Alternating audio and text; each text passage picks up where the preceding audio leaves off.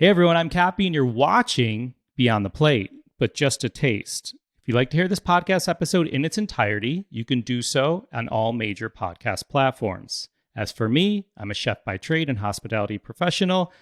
These days, I head up Rachel Ray's culinary operations and co-founded her cooking and kids charity called Yummo. 5 years ago, I had the idea to put together a podcast where we sit down with the world's culinary elite and explore their journey into the food industry and the social impact they have made in their community, how they give back, hence the name Beyond the Plate. If you're new to the podcast, welcome. If you listened before, we're so glad you're back. We're bringing you a little taste of our full audio episodes here and hope it inspires you to cook or, like the chefs we feature, make a difference in your community. Reminder, the entire conversation is on our podcast Beyond the Plate. On to this week's episode. So you opened your first restaurant. You were 25 when you opened your first restaurant? 25. Okay. Yeah. What do you wish you would have known then that you know now? People. You really need to work and encourage people to get the results you want. At 25, hey, I'm so good at cooking. I can work 140 hours a week. I don't need to sleep. Oh, front of the house scheduling, I'll take care of it. Payroll, I'll do it on a Monday. Everything I did. And it was great. I had a really loyal team, but thinking of it now, I didn't teach anyone anything, if that makes sense. I did all of it on my own for a very long time. Now I obviously have very different philosophies and teaching of, never point out anything negative. It doesn't help. The only thing they're going to remember is, oh, I messed up. Instead, the power of vagueness, right? Where you want to go, why? Walk away. Just walk away after that. Just let it be. And if it's the right way and if it's the right people, it'll get back on path. It's kind of how I look at it. Tell us about Naka. Was that your first restaurant? Naka. Tell us about Naka. Naka was kaiseki cuisine. I trained in Japan to go, do a little bit more than sushi and learn something I've never learned before. Coming back to the States, I picked up a job over here, and obviously when I introduced myself as a Japanese chef, everyone said California rolls, spicy tuna rolls. Is that what you do? And, I totally get it. That's what the whole message was. But there was this big part of me that just was like, there's so much beauty in Japanese cuisine. And that turned into a strong mission of mine of, I want to convey Japanese culture through food in a way it never has been yet. It's not just sushi. There's these beautiful braised vegetables, the way we do it, to how we incorporate umami into different, and this was like 2015, so it was before the whole trend of umami and everyone talking about it. So that was kind of a big mission of mine at the time of like, I want to convey Japanese culture and Japanese food in a way it doesn't. So I did kaiseki cuisine, and the two options were a 10-course or a 15-course menu. And we changed that every single day. I had fishermen coming to the restaurant. I had mushroom guys literally opening the truck, and I'm there. But at the same time, I was there from 7 a.m. prepping every single day and then doing payroll and all the admin, scheduling front of the house, especially in the beginning. And then, I'm there till 2 o'clock. I drink till maybe 4 o'clock, sleep for 3 hours, and I'm back in the restaurant. And I did that every single day. Oh, gosh. But I was able to do that because I was 25 too. But Right. So then you transformed Naka into Adana. About a year and a half in. Did it do pretty well though for that year and a half? Like, did people get it? The hard part of it, we didn't have any talk wasn't out, or pre-ticketing system wasn't a thing yet in 2015. So there was only open table. Even finer dining restaurants didn't really have a ticketing system back in the day. So that was the hard part, right? I prepped for a certain amount, and there were a lot of tables that would come in on a Friday and go, "Wait, you guys don't have a California roll?" and just stand up and get out. And that was a big part of the clientele, just because it was a Japanese restaurant. I took it extremely personally at the time when I was younger. I mean, I was a 25-year-old kid who's just like, why don't you understand my culture? Thoughtful thinking. Great quote to know now. Or wishful thinking, right? Yeah. But yeah, that was the hard part. And then, honestly, after a year and a half, I was kind of burnt. And why I was more burnt was number one, the check average was way too high in Seattle. Fine dining in Seattle in 2015 was $50, $60. And then I came out with 125 to 175 starting point. Um, and one thing, I do think it was one of the best lessons for myself because I do think I did some incredible food there, but restaurants are created by the guests. And if I can't have returning guests that create that atmosphere, they go, "Hey, what's up, Stacy? I like that sake you brought me last time. What do you got in house today? Hey, Shota, what do you got?" That's what makes a restaurant. And I really wanted that. So I dropped the price point. I still wanted to kind of do my style and learn more. So I dropped the price point and did a 3, 5, 7 course so we can get more regulars. And our 3 and 5 course changed on only a monthly basis, so it's a little bit easier. And then our 7 course changed on a daily to weekly. Yeah. And Adana means nickname Oh, interesting.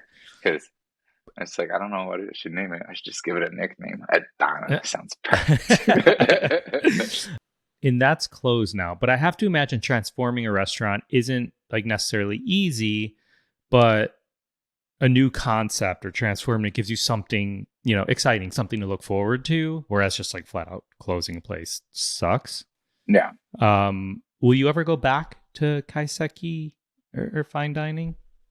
I want to. I think that's the next maybe piece of the conversation of like what my goals are now. Hospitality wise, the hard part about fine dining was I couldn't pay people. It's very hard to actually make a bottom line. So right now, my goal right now is getting all my managers to 6 digits. Um, and to do that, it's really learning about franchising. I started doing retail business. When I wrote my P&L when I reopened, I wrote manager budgets first. That was the first thing I wrote down as a number, and I built around it. So my revenue, I was just like, well, I don't know how I'm going to hit this number, but I'm going to figure out how to hit this number. Being in the food business, if I put my effort in, there's a way that I can do it because there's people that make things happen. And that was kind of like the stubborn mindset that I, still have, and I'm glad I have it because it's, I would say I'm halfway there now.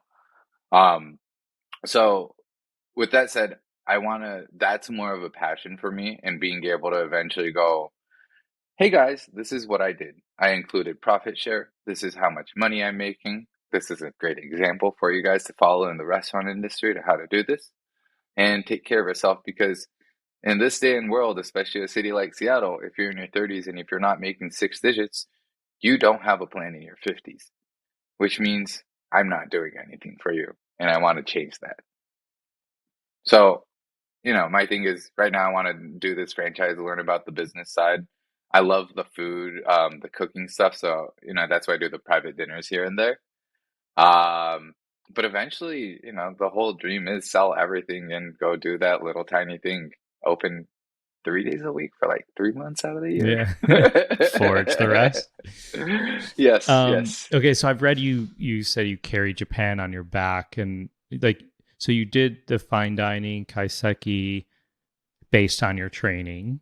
And now I feel like you're having fun. Like you're having not that you weren't having fun, but I feel like you're having fun with your places and your food now. Will you bring us up to speed on Taku and Kōbo? Am I pronouncing Kōbo? Kobo. Yeah, okay. Yeah. Tell us about those. Taku is chicken karaage, which is soy sauce marinated with ginger flavor that's potato starched and fried. And it's one of those snacks that, you'll go to any gas station in Japan and they'll have it. Your mom, it's usually every boy's favorite food. It's that soy ginger flavor profile. We changed ours a little bit. We do shiokoji and ginger instead of soy sauce. Number one, with the quantity we're doing, because we're going through about 400 to 500 pounds of chicken a day right now. And this is a 1,500 square foot tiny little box.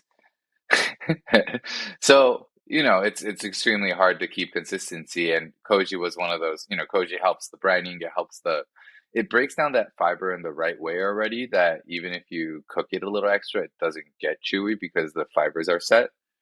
Um, so we changed it to that, and on top of it, it made it gluten free. We weren't using flour on the starch, anyways, but that's kind of what we have is the fried chicken. Bunch of different flavors from furikake to koji hot sauce, kind of like Frank's hot sauce.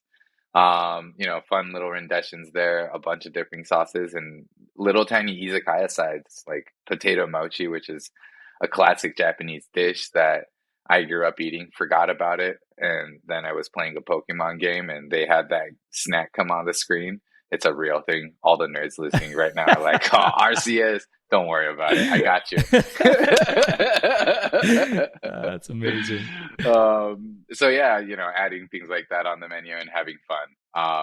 Kōbo is Detroit style pizza, I would say inspired.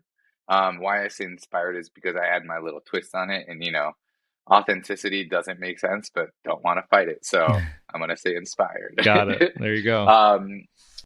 I used a little bit. We do a small percentage of mochi flour in the dough, so it kind of has that. It's a big thing in Japan that in Japanese pizzerias right now. Really, that a lot of people are using doing. mochi flour in the dough. A little bit, yeah, just a little bit to kind of add that chew and extra crunch, and it holds crunchier too. Oh, that sounds good. Yeah, it's fun. It's fun. And then we add koji buttermilk, and what happened there is actually really interesting. I think it's the sweetness from the rice. And the umami and the buttermilk, when it comes out of the oven on a pre-bake, it smells like those Japanese shokpan, the milk brands. Yeah. Ooh. It's incredible. It's great. That sounds good, man. That sounds really good. Thanks for watching and listening to Beyond the Plate. We hope you enjoyed a little taste of this episode. If you'd like to hear this podcast episode in its entirety, you can do so on all major podcast platforms. I'm Cappy, and remember, there are never too many cooks in the kitchen.